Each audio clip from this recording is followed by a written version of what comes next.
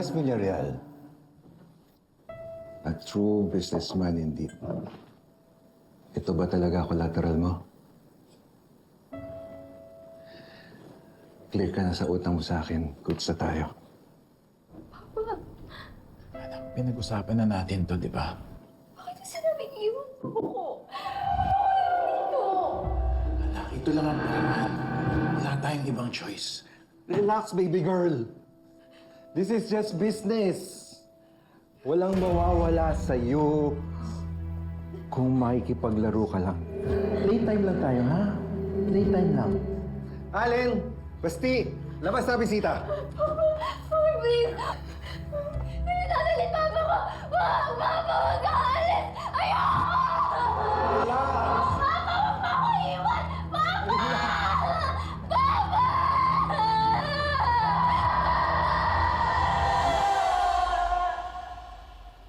Walang mawawala sa'yo kung marunong kang maglaro.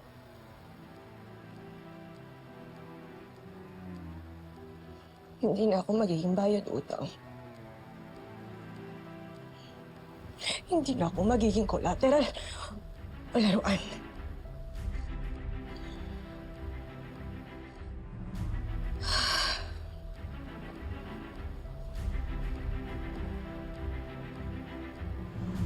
Ako na ang naglalaro.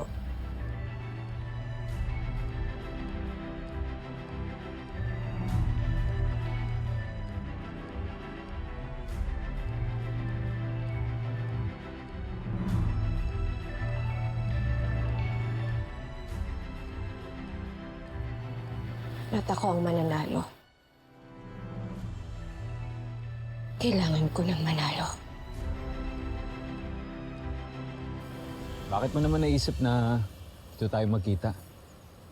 Lagi na lang kasi tayo sa resto at cafe nagkikita nitong mga nakaraang buwan. Maiba naman.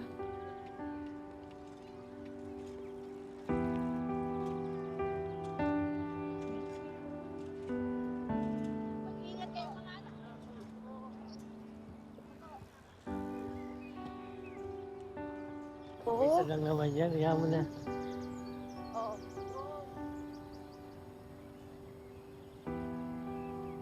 Namimiss mo family mo, no? Bumalik na kaya sa inyo. Para saan pa? Para mag-clash pa kami ulit ni Dad? Ako hindi na. Okay na ako dito. Eh, paano naman ang mami mo? Matitiis mo ba siya? I'm sure sobrang namimiss ka na ng mami mo. Saka, huwag mo muna isipin kung mag-aaway kayo ng daddy mo. Diba, sabi mo sa akin, mas magaling at mas passionate ka sa negosyo kaysa sa kuya mo. Ipakita mo yan sa kanya. Huwag kang papatalbog sa kuya mo, no? You should earn your rightful place sa family at negosyo niyo. Do you really think that? Hindi lang think. Alam ko. Alam ko na dapat ikaw ang tinitingala. Siguro kailangan mo lang ng taong makakakita kung gaano ka kasapat at kung ano ang kaya mong maging kapag kasama mo siya. Kaya mo?